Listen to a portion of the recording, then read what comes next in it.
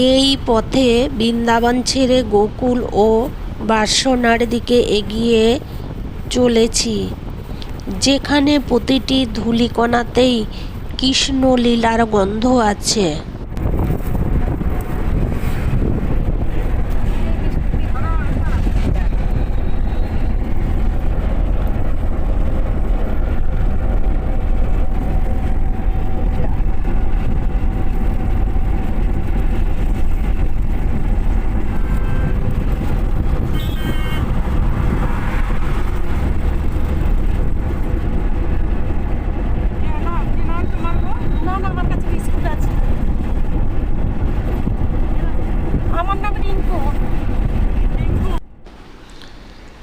বৃন্দাবনের পবিত্রতা পেরিয়ে আমরা চলেছি গোকুল ও বার্সনার পথে।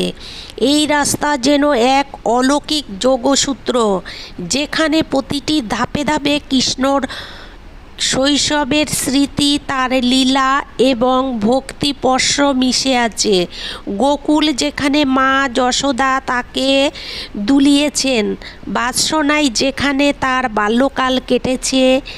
এই পথ যেন নিজেই কীর্তন গায়, বাতাসে ভেসে আসে বাঁশির সুর, আর অন্তরে জেগে ওঠে এক তীব্র প্রেমানুভূতি।